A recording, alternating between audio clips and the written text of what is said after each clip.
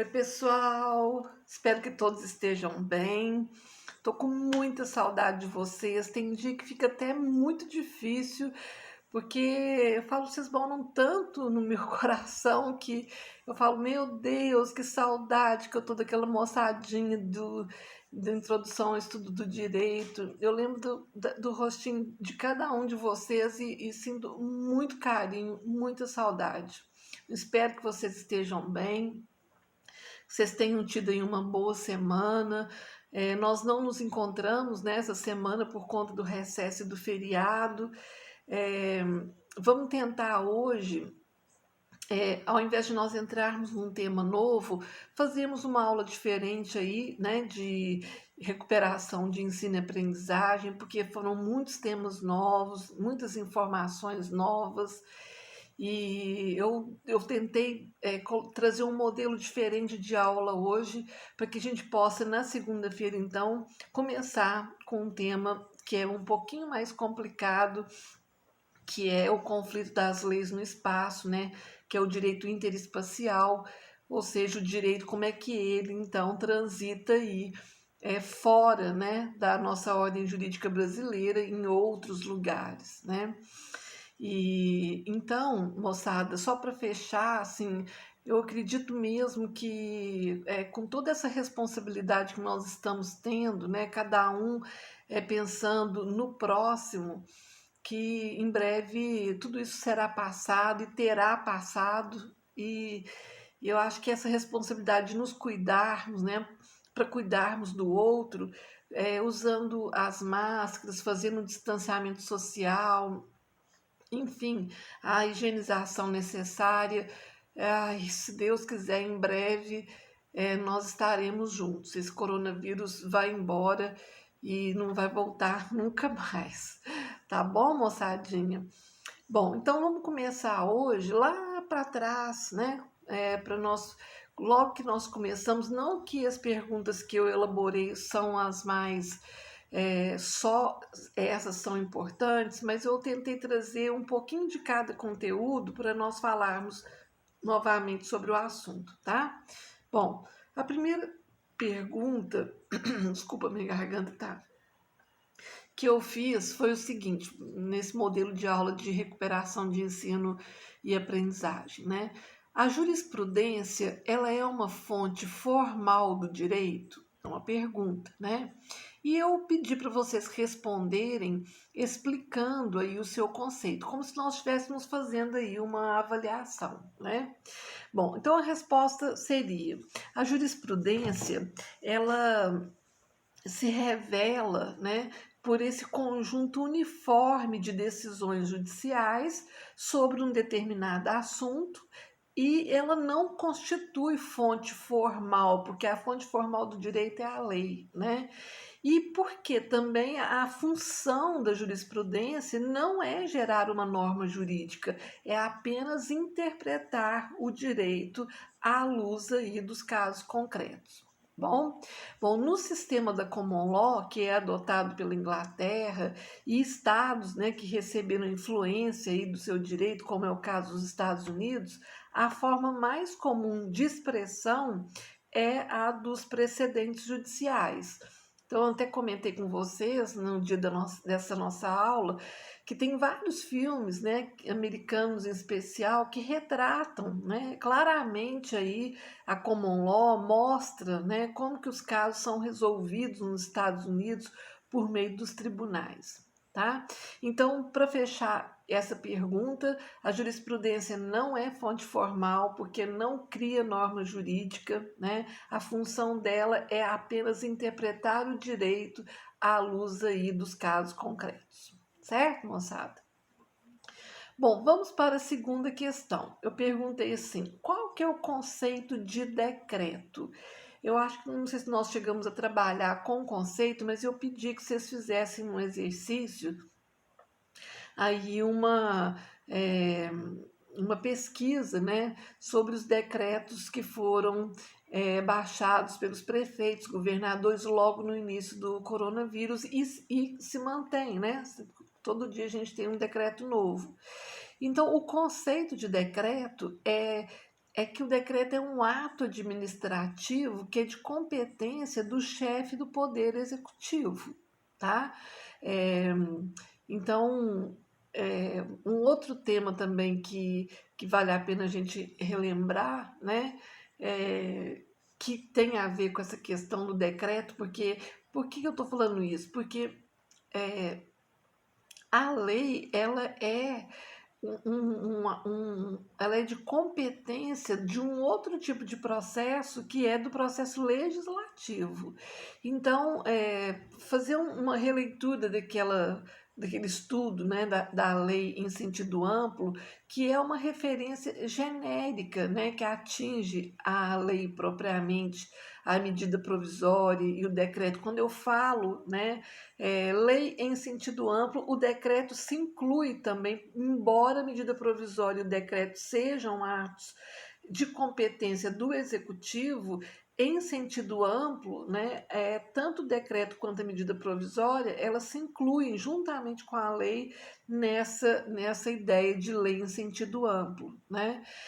Só para comentar também que a Constituição de 88, ela criou a medida provisória, né, que é um ato de competência do presidente da República, que poderá aí editá-la, né, na hipótese de relevância e urgência, tá?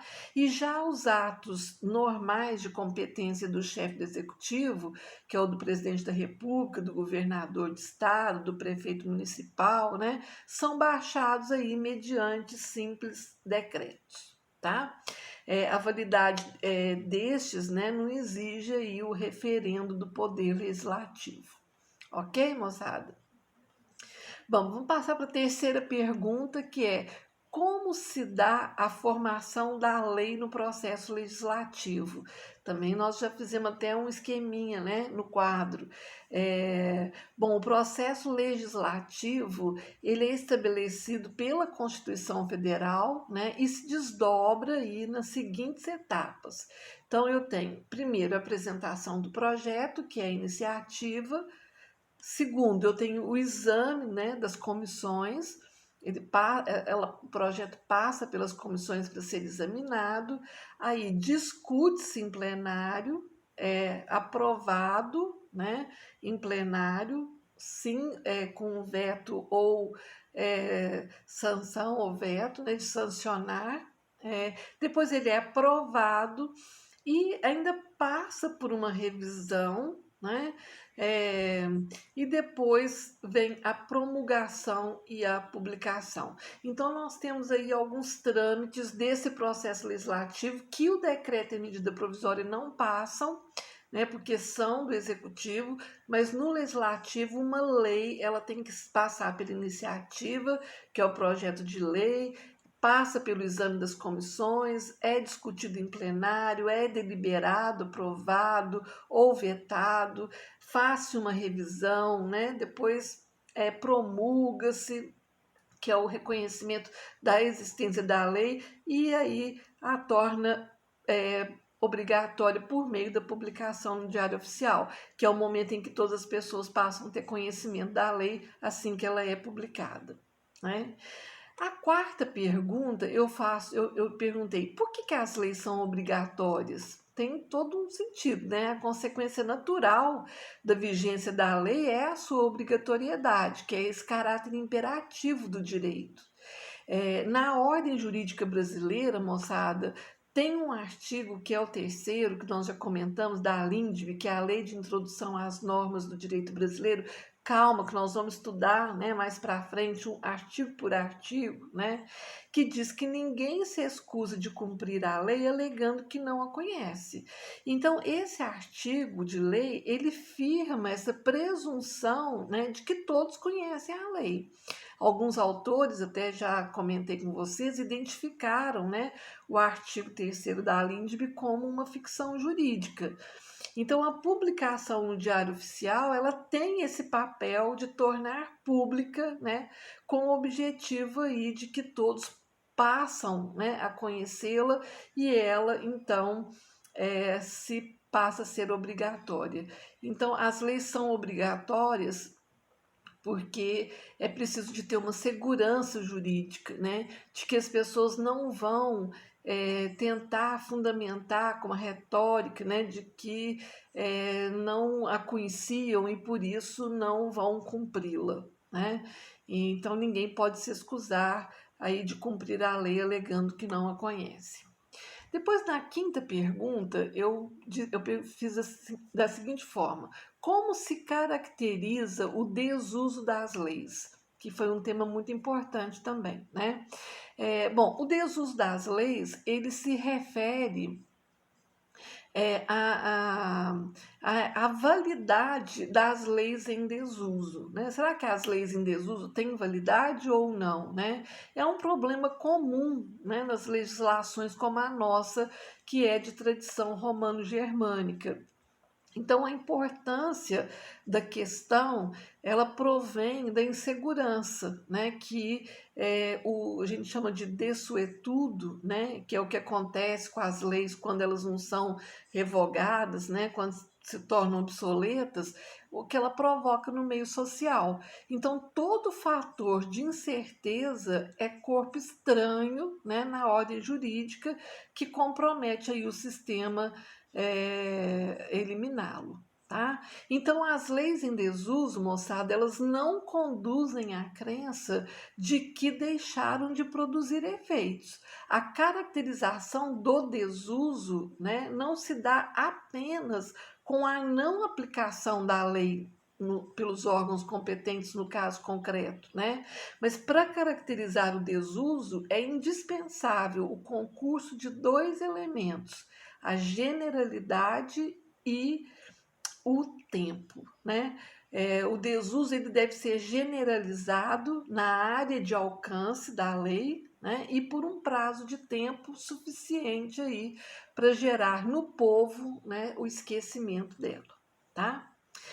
Bom, a sexta pergunta é assim: existe um paralelo entre jurisprudência e costume jurídico? Uma pergunta muito interessante, né? Então, entre a jurisprudência e o costume, há semelhanças e alguns pontos aí de distinção. Tá?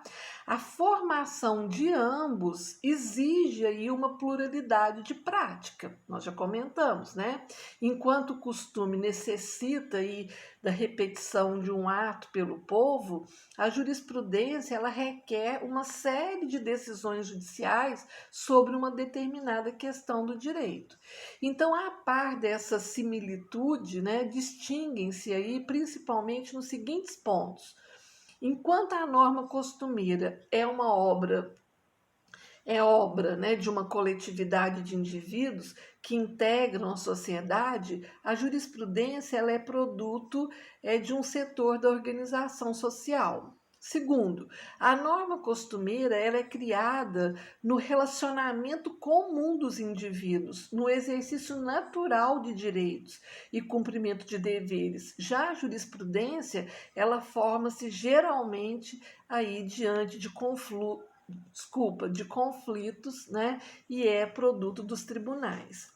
E terceiro, né, a norma costumeira, ela é uma criação espontânea, enquanto a jurisprudência é uma elaboração intelectual.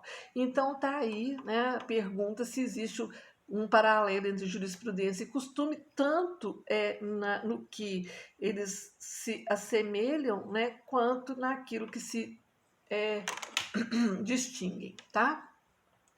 A sétima pergunta é: o que quer dizer judicialização? Porque, como é um termo muito usado, né, nos jornais, na TV, enfim, pelo próprio judiciário, então seria interessante a gente voltar aí nessa questão. Bom, a judicialização ela é o fato, né, do poder judiciário tomar conhecimento e deliberar sobre assuntos não regulados em lei e, ao mesmo tempo, né, de relevância social.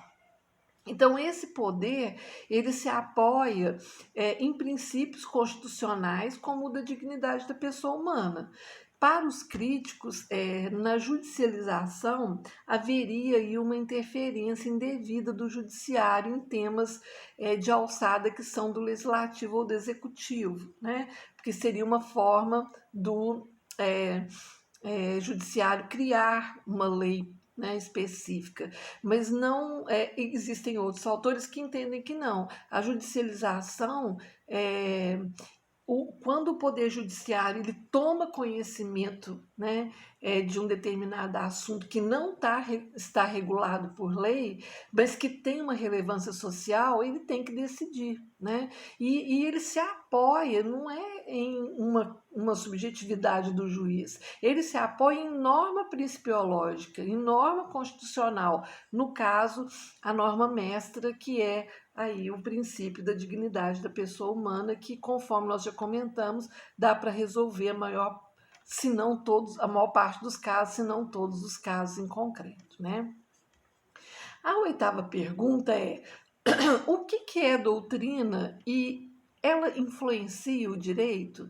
Então, a ciência do direito, moçada, ela proporciona resultados práticos aí no setor da legislação, né, dos costumes, na atividade judicial e também no ensino do direito. A doutrina, conforme nós comentamos, ela se desenvolve apenas no plano teórico, né, oferecendo aí valiosos subsídios, né, ao legislador na elaboração de documentos legislativos. Né? Então, se ao legislador aí compete a atualização do direito positivo, a tarefa de investigar, né, os princípios e os institutos necessários é própria dos juristas. Então, a atividade doutrinária de sistematização e interpretação, né, das normas jurídicas, ela beneficia o trabalho dos advogados e dos juízes. Tanto a arte de postular em juízo, né, quanto a de julgar, requer, né, aí o conhecimento do direito. Então, a lição dos juristas ela é uma fonte valiosa de orientação capaz aí de propiciar o embasamento científico e o raciocínio jurídico. A influência, né, da obra dos juristas se torna mais palpável, né, e decisiva no tocante ao ensino do direito nas universidades e tem como instrumento básico, né, os livros, né? E até mostrei para vocês aqui naquele dia da aula que os livros onde nós encontramos aí a doutrina, ou seja, os estudos científicos jurídicos. Na nona pergunta, é o seguinte: eu falo, o que é o postulado da plenitude da ordem jurídica? Bom, se há divergências doutrinárias quanto às lacunas, porque aqui a gente está entrando em questão de lacunas, né, do direito, então se tem alguma divergência doutrinária quanto às lacunas jurídicas, do ponto de vista prático, né, vigora o que nós chamamos de postulado da plenitude da ordem jurídica, pelo qual, né, o direito positivo ele é pleno de respostas e soluções, né, para todas as questões que surgem aí no meio social. Então, por mais inusitado e imprevisível que seja o caso, desde que submetido à apreciação judicial, ele deve ser julgado à luz do direito vigente. Então, é um princípio consagrado universalmente, né, que os juízes não podem aí deixar de julgar, alegando aí uma inexistência ou uma obscuridade, né, na norma aplicável. E na legislação brasileira, nós temos ainda, né, um artigo no CPC que diz que o juiz ele não se exime de decidir sob a alegação de lacuna ou obscuridade do ordenamento jurídico. Então, se o magistrado ele pudesse abandonar uma causa, né, sob qualquer um daqueles fundamentos, a segurança jurídica estaria comprometida. Tanto que o artigo 4º da LINDB, que nós já comentamos, ele indica, né, os meios que o juiz dispõe para solucionar os casos na falta da lei. Quando a lei for omissa, o juiz decidirá de acordo com a analogia, os costumes e os princípios gerais do direito. Tá? Bom, o que é analogia, já que nós estamos falando aqui, né? Deixa eu só fechar aqui. Bom, o que é analogia? Analogia é um recurso técnico, né, que consiste em se aplicar, né, a uma hipótese não prevista pelo legislador a solução por ele apresentada para uma outra hipótese fundamentalmente semelhante à não prevista. Até os meninos brincaram comigo que eu fiz um desenho para poder explicar, né? Vamos imaginar que eu tenho um caso 1, que nesse caso 1 existe uma norma, né, aplicável, e eu tenho um caso 2 semelhante, mas que não tem norma aplicável. Então, eu utilizo da analogia, eu pego a norma aplicada no caso 1 e aplico no caso 2. Então, aqui é interessante porque quando eu aplico a analogia, eu aplico a lei. Por isso que quando o artigo 4º da LINDB diz: quando a lei for omissa, o juiz decidirá o caso de acordo com a analogia, ele traz essa ordem de preferência, coloca a analogia primeiro, justamente porque ele está aplicando a lei, né, de alguma forma. Aí eu pergunto, na questão número 10, né, qual que é a diferença entre os princípios gerais do direito e os princípios constitucionais? Bom, moçada, a ideia de princípios gerais do direito, ela foi desenvolvida aí no âmbito do direito privado como uma forma de tentar solucionar as situações que não houvesse uma lei regulamentando, né, a atividade dos particulares. Tanto que o artigo 4º da LINDB, antes, né, a LINDB era chamada de Lei de Introdução ao Código Civil, por isso a perspectiva aí de direito privado, né?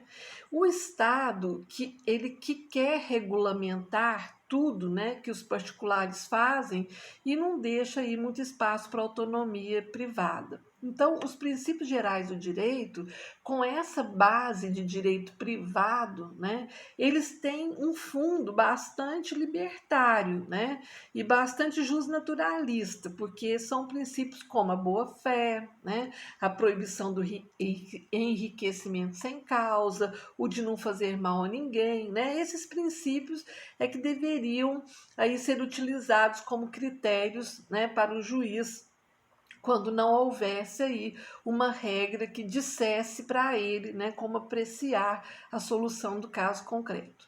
O artigo 4º da LINDB nos diz, né, que esses princípios gerais do direito, no âmbito aí do direito privado, né, eles devem ser aplicados só de forma subsidiária, né, num segundo momento. Os princípios gerais do direito, eles não se confundem de jeito nenhum com as normas principiológicas, com os direitos fundamentais, né? Com os princípios constitucionais. Então, não se confundem, porque os direitos fundamentais que se apresentam aí na forma de princípios constitucionais são normas, né, do tipo princípios. Então, nós temos direitos fundamentais que têm estrutura de princípio, conforme nós já comentamos, né? A estrutura de um princípio, ela é a estrutura de um mandado de otimização, né? O que quer dizer isso? Faça tudo que você puder para atender a esse princípio com os recursos necessários dentro das suas possibilidades fáticas, dentro da sua possibilidade jurídica. Então, nós temos aí como exemplo o direito à vida, o direito à educação, à liberdade, ao trabalho, à segurança, à saúde, entre outros, tá? Na questão número 12, eu venho perguntando o que qual é o conceito de código, né? Então, código, moçada, é um conjunto orgânico, né, e sistemático de normas jurídicas escritas e relativas a um amplo ramo do direito. Então, o código ele é uma lei que reúne em um só texto, né, disposições relativas aí a uma ordem de interesse.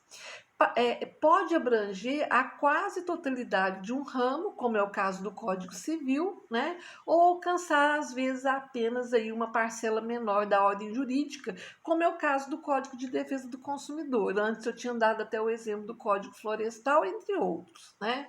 Então, não é a quantidade de normas que identifica o código, né? E sim a sua sistematização. Fundamental é a organicidade, é como a lei é organizada, né? Que não pode deixar de existir. Então, o código ele deve ser um todo harmônico, né? Em que aí as diferentes partes se entrelaçam e se complementam, tá? Moçada, a elaboração de um código não é uma tarefa fácil, né?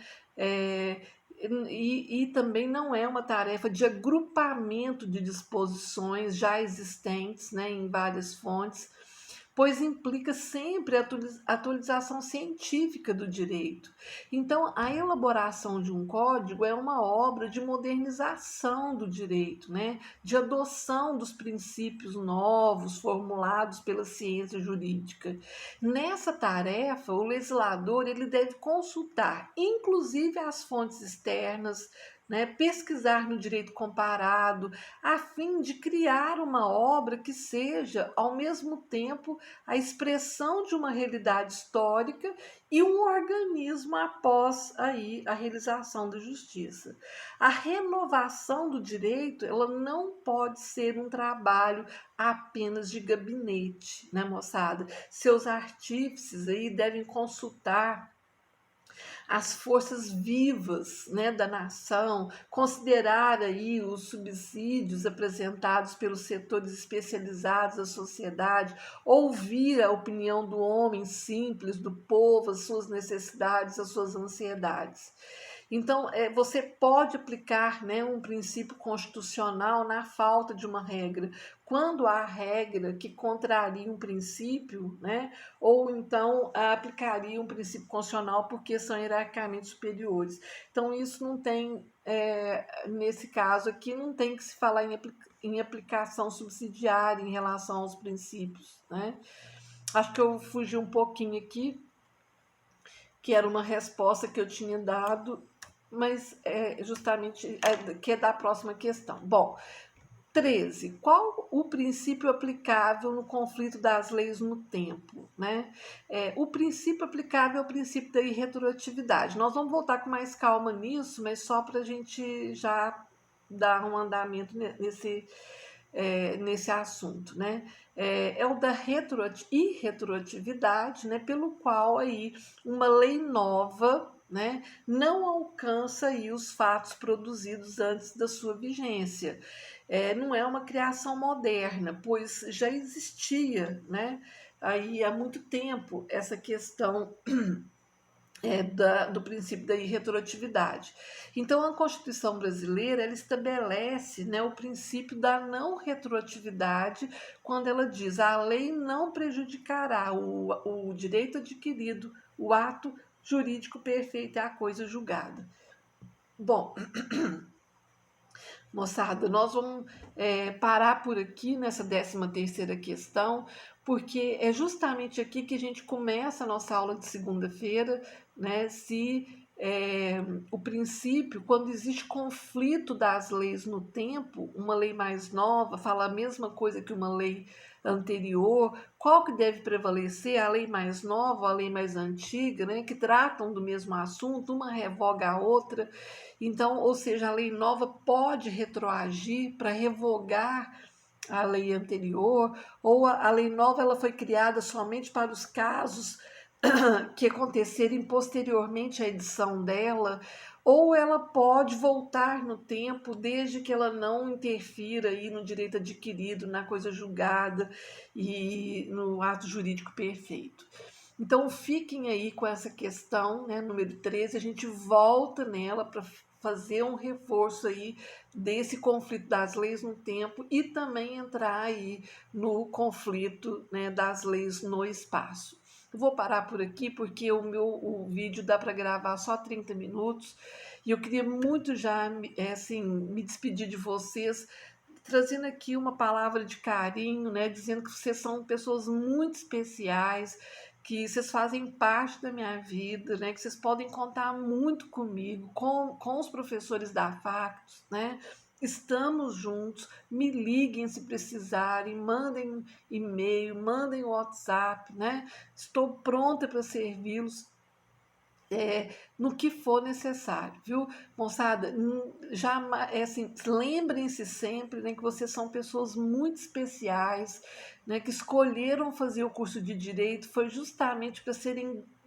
grandes cientistas jurídicos, né, que o serão em breve, é, e tem aí toda uma responsabilidade, né, na transformação do direito num mundo melhor. O direito ele transforma, né, um mundo para melhor. Então, a ideia, né, do direito e a sua humanização, ela é intrínseca, né, estão totalmente ligados. E vocês, é, mais do que ninguém, né, que escolheram fazer esse curso, que estão aí, né, prontos para aprenderem, serão esses cientistas jurídicos que transformarão o mundo para um mundo muito melhor, tá? Fiquem com Deus, até breve, segunda-feira nós estamos de volta. Um beijo.